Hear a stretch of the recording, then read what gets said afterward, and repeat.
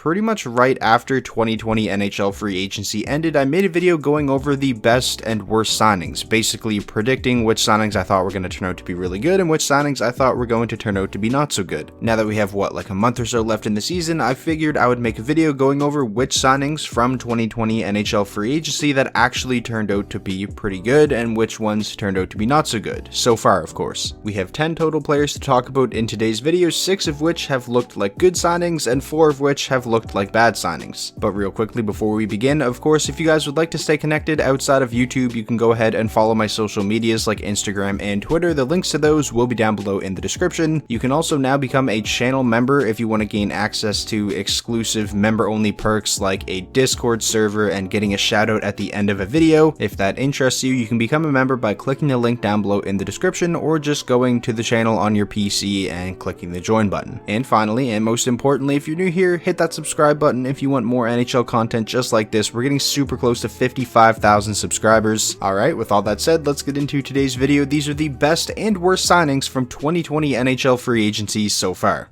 Starting off the video with the first player, and these are in no particular order, we have Tyson Barrie, defenseman for the Edmonton Oilers. He signed a 1-year, $3.75 million contract with the Oilers in the offseason, and this is one that I think has obviously been a really good signing. Now, Tyson Barrie is sort of a polarizing player. A lot of people have different opinions on him, and that's sort of because, yes, he is a black hole defensively. He is certainly not the type of defenseman you want to throw out there to play big minutes against the other team's top line, but he has been one of the best offensive defensemen in the entire league this season. He's got 32 points in 39 games. The only 3 defensemen with more points than Tyson Barrie are John Carlson, Adam Fox, and Victor Hedman. I don't know about you guys, but having one of the best offensive defensemen on your team for $3.75 million, I think that is a pretty good deal. I feel like how good he is offensively kind of outweighs how bad he is defensively, especially when you consider how cheap his cap hit is. Moving on now to number 2, this one hurts me, but Thomas Grice, goaltender for the Detroit Red Wings, who signed a 2-year, $7.2 million contract with the Wings in the offseason, so an annual cap hit of $3.6 million, and this is a signing that obviously has not worked out the greatest. Thomas Grice has statistically been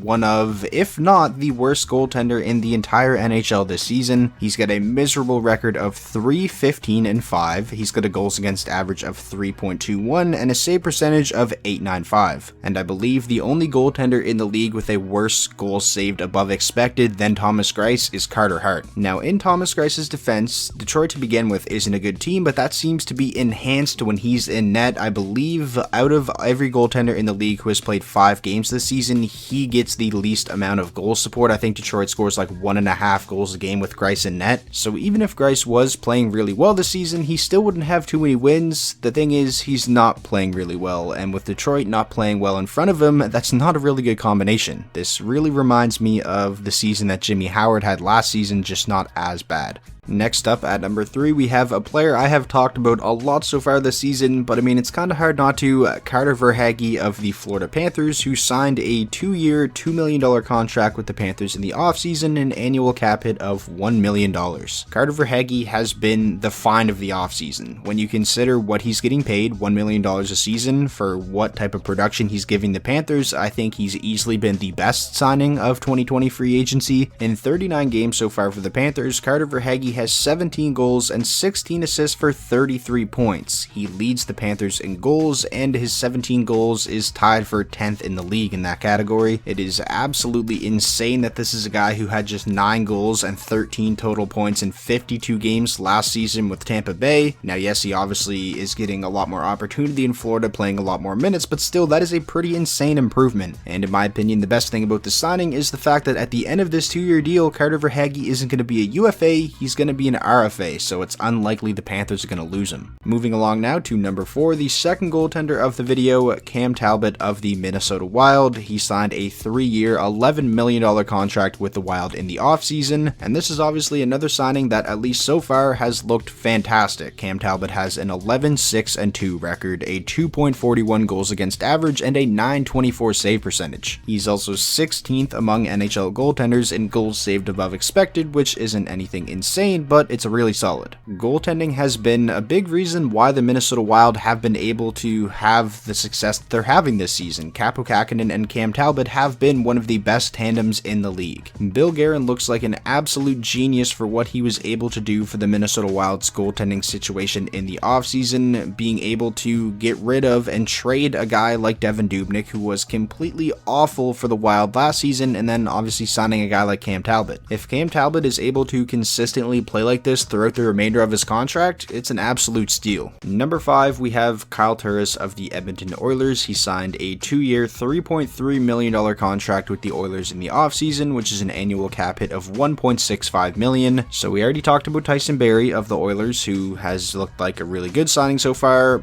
Now let's talk about Kyle Turris for the opposite reason. He has not been good this season at all. In 23 games, Kyle Turris has just 2 goals and 3 assists for 5 points. He's a -11, and his even strength possession metrics are completely awful. And the thing with Kyle Turris is he hasn't really been that good since the 2017-18 season, so I don't really get why Edmonton signed him to a 2-year deal at this cap hit in the first place. If this was just a 1-year deal on like a league minimum, or even like the Bobby Ryan contract, a 1-year deal with like a $1 million cap hit, it wouldn't even look as bad. Now, it's not like Kyle Turris' contract pays him a crazy amount of money and it's really going to handicap the Oilers, but it's definitely too much for the way he's been playing, and honestly, I don't really see a reason to believe that he's going to be any better next season. Next up at number 6, we have another Florida Panther, Anthony Duclair, who signed a 1-year, $1.7 million contract with the Panthers in the offseason, and this is another signing by the Panthers that looks fantastic. Now, at first glance, just looking at his stats, you may not think he's having a really good season. He's got just 4 goals in 29 games, 16 total points, but his overall game has been really good. He's doing a great job of pushing the pace, using his speed, and driving the play. And going back to Duclair only having 4 goals, his shooting percentage right now is 5.5. Compare that to last season, it was 12.5. Like, that's going to come up. He's going to start to score more goals. I just think Duclair has had a really solid season so far, especially when you consider he's on just a 1-year, $1.7 million contract, and like the Verhaeghe deal, at the end of the season, Duclair is going to be an RFA and not a UFA, so the Panthers are going to be able to easily bring him back and not lose him to unrestricted free agency. Everybody thought, including myself, that it was going to be, such a big loss for the Panthers losing both Dadonov and Mike Hoffman, but looking at it now, which 2 players would you rather have taking into consideration their cap hits? Duclair and Verhaeghe or Hoffman and Dadonov? I'm going with Duclair and Verhaeghe. Number 7, I'm sorry Sabres fans, he has to be in the video. Taylor Hall of the Buffalo Sabres signed a 1-year, $8 million contract with the Sabres in the offseason. I've talked about Hall, it feels like a ton this season. It just hasn't worked. A video actually came out not too long ago. It was Buffalo Sabres GM Kevin Adams talking to the owners of the Sabres, the Pugulas, I think their name is, and it was them talking about, signing Taylor Hall, and I forget which one said it, but they were like, if we sign this guy, we're not only trying to make the playoffs, we're trying to win the Stanley Cup. That's pretty funny to look back at now, and looking at Hall's numbers this season, he has really struggled. He's got just 2 goals in 37 games. He's just not able to finish. He has definitely had some bad luck in his defense, but for $8 million,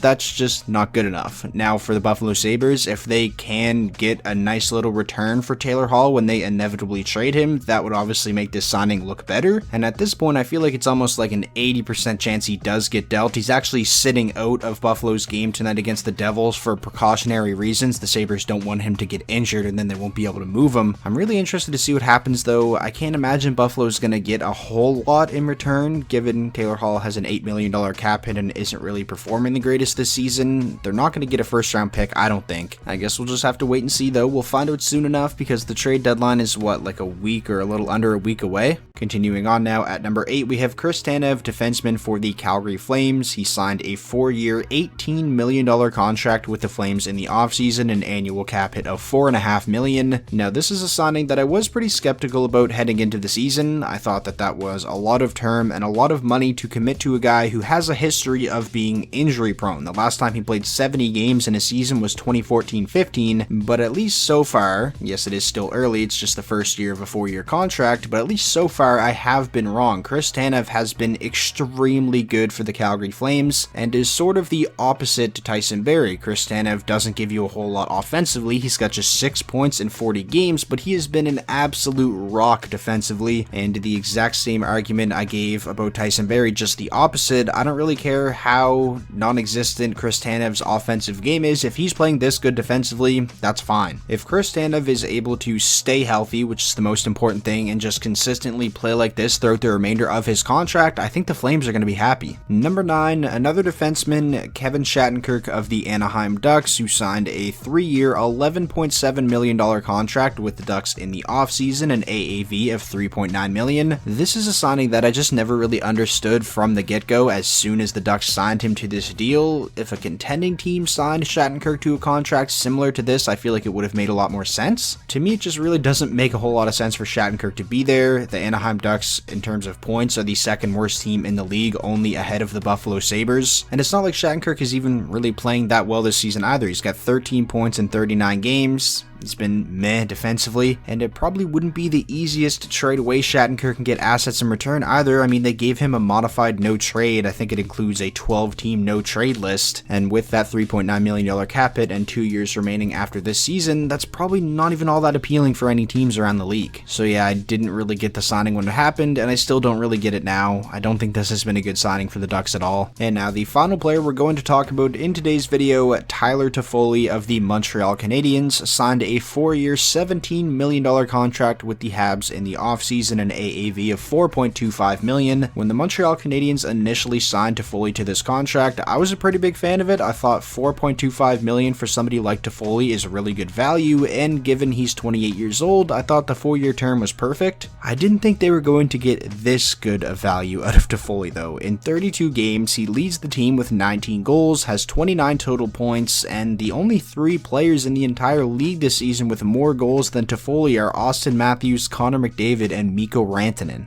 I don't really think anyone saw that coming. Now, is Toffoli going to keep scoring at this pace throughout the remainder of his contract? Probably not. I mean, I don't see him being one of the best goal scorers in the league for the next 4 seasons, but I mean, at least so far, this contract and this signing looks amazing for Montreal. So that is going to wrap up today's video. Those are, in my opinion, the best and worst signings from 2020 NHL free agency so far. If there are any players you missed that you think are good or bad signings, be sure to let me know down below in the comment section. If you guys did enjoy today's video, please be sure to leave it a like. That is the best way to show your support. And as always, most importantly, if this was your first time checking out the channel and you want more NHL content just like this, be sure to hit that subscribe button, and I will talk to you all in the next video.